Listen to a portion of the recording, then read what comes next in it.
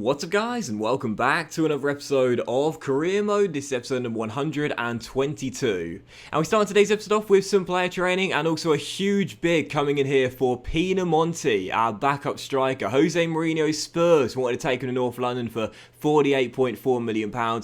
We've not seen that much of Pinamonti this season, but of course, as we know, this guy last year was such a great backup, reliable striker for Ivan Toney. I think he scored one goal every 2 games, or perhaps 1 in 3, but either way, whenever he started, you always expected him to score, and he's not played that many games for us this season due to the fact we don't need to play him with the amount of goals we've been scoring this year. But Pinamonti staying here, I've got no plans to sell him whatsoever. However, following that, with around £85 million in our transfer budget right now after the sale of Ferro in the last episode, RB Leipzig put in a big bid for our 30-year-old Spanish goalkeeper, Pau Lopez. Rated 88 overall. Last year was the Golden Glove winner in the Serie A, 27 and 38. Had an extraordinary season. This year, his kicking stats, you can see there, is now maxed out at 99. So you know I love that. He's got a year and a half left in his deal. He's 30 years old. And we like Pau Lopez a lot. Don't get me wrong. He's the oldest player in the team. However,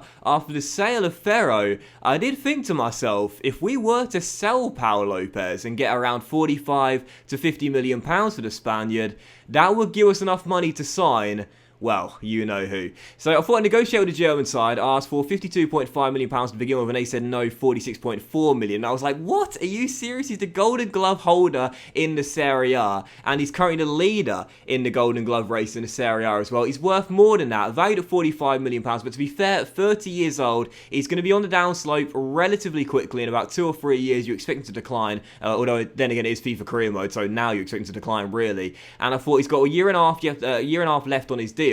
And I asked RB Leipzig for £48 million, should say. That's £3 million over the valuation, and the German side said yes. So Pau Lopez might be on his way out of the door to Germany, to RB Leipzig for £48 million, £3 million over the current market valuation of the Spaniard. And if that deal does go through, you know who we'll be looking to replace him with. I guess we'll have to wait and see. Still, for the first game of today's episode, we take on Sassuolo here at the Stadio Olimpico at the in the Coppa Nazionale round of 16 tie. Of course, we are the holders of the competition after winning it last year, going all the way and then winning it by 4-0 in the final against Inter Milan. 10 minutes in, well, we just rejected a bid for him just a moment ago, and this is why. Pinamonti, I love this guy. He seemed to lose possession of the ball momentarily, but then won it straight back, puts it into the corner and makes it 1-0 to Roma. And I was glad he did as well, because this was a really, really tough game. I just could not create that many chances, and after thrashing Hellas Verona by 5-1 in the very last game on the weekend, this game coming on Wednesday night, I did rotate my entire side, but I just couldn't seem to break down our opponents. We got 2 chances and we took them both. First Pinamonti and then Speedy Gonzalez. Oh, what a lovely piece of skill and a great finish there as he smacks it into the top corner as Diaz makes it Roma 2, Sassuolo 0. And of course, this is our lowest objective, the cup. We still would like to retain it after winning it last year. And with just a minute to go, I did bring on Pau Lopez for Galini, just so the fans could perhaps wave him goodbye. He had nothing to do in the final minute other than just stand there in the goal, but I brought him on regardless, so you can say one final goodbye to the Roma fans if he is to leave, as we win the game by 2-0. So yeah, Roma 2, Sassuolo 0. Controlled the possession battle in this game really nicely, but again, didn't create that many good chances. The only 2 we got, we managed to take, but in the end, that was enough. So we're into the quarterfinals of the Coppa Italia, where hopefully again we'll be able to go all the way and win it, just like we did last season. But following the game, as you could see, yet another bid came in for Pau Lopez the day after RB Leipzig's bid, and this one was a bit nicer. Valencia wanted to take Pau Lopez back to his home country, putting a bid of £46.4 million, that's 1.4 million over the current market valuation for Pau right now. And again, he was the Golden Glove winner in the Serie A last year by quite a few clean sheets. This season as well, still leading the way in the race of the Golden Glove. You know, he's valued at £45 million, and I think again at 30 years old, with just 1 year and a half left in his deal, that's probably a fair market valuation. But I asked Valencia for £50 million, and straight away, unlike RB Leipzig, no back and forth negotiating, they just said, yeah, we'll accept that. We know the quality this guy possesses. So £50 million agreed with Valencia. I think it was £48 million with RB Leipzig, so hopefully he chooses Spain for a little bit extra cash in our budget, as we rejected a bid there for Calabria, our backup right back. He's going nowhere. And the draw's just been made for the Coppa Italia quarter-final, where Juventus face Fiorentina, Milan face Spal, Inter face Bologna, and we have got Torino at home, who are our next opponents, but this time in the Serie A. So yeah, Torino in the final 8 of the Coppa Italia, and there's a very good chance, well, there's a very strong chance that it might well be the same Final Four as it was last year. Last year, the Final Four were Roma and Juventus. We matched up, and there was a Milan derby between Inter and AC Milan. There's a good chance it could happen again this season. I guess we'll have to wait and see.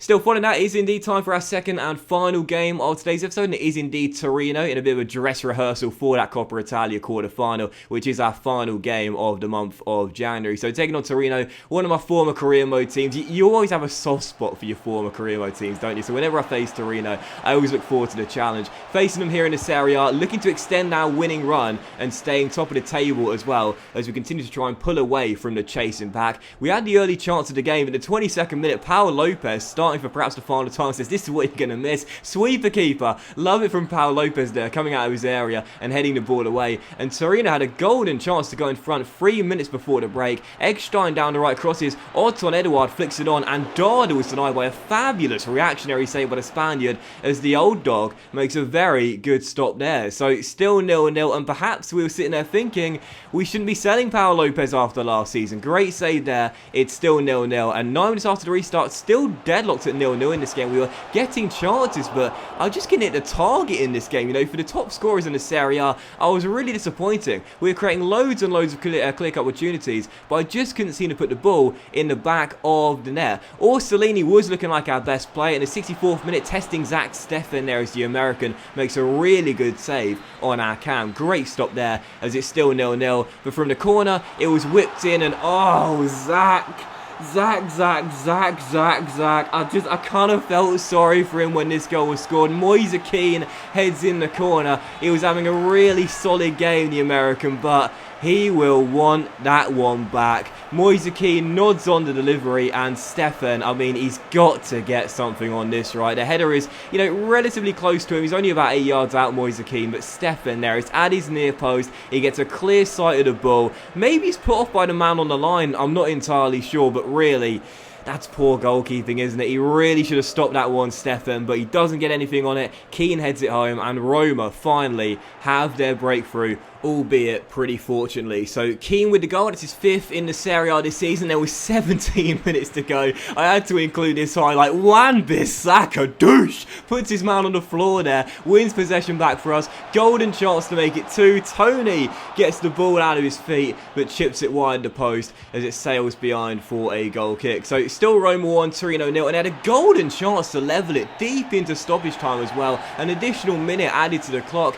into the 5th minute of stoppage time. Cross into the centre, and Odson Eduard, the former Celtic striker, got a free header but couldn't direct it goal bounds. It sails wide the post, and we escape with a 1-0 victory. You know, last season, most of the wins we had were by only just a single goal. This season, we've been much better with the top scorers in the Serie A, as I keep saying, because it's so good for us, because obviously last season we struggled so much. Great to see us picking up the slack this season, but a 1-0 scoreline wasn't our best performance, but we just about got away with it, and the most important thing is we extend our win streak. And following the game, Paul Lopez does bow out with a clean sheet. So really nice to see that. Lopez does agree terms with Valencia. He's back home to his native Spain. He's off to the Mestalla at Valencia, and we say to Pau, thank you very, very, very, very, very much for your service. What a fantastic goalkeeper he's been. Of course, you remember when I joined Roma, I appointed him interim captain, but Lopez has now gone back home for his final few years in professional football. We wish you well at the Mestalla, Mr. Lopez, and thank you for your service throughout the year and a half I've been here. He's off, and also you see here Rafael Varane has joined Wolfsburg. The Juve centre-half doesn't want to deal with Tony anymore after the last battle. He's gone to Germany. A bit disappointed about that, but yeah, Lopez goes for £50 million back to the back to his home country, Spain,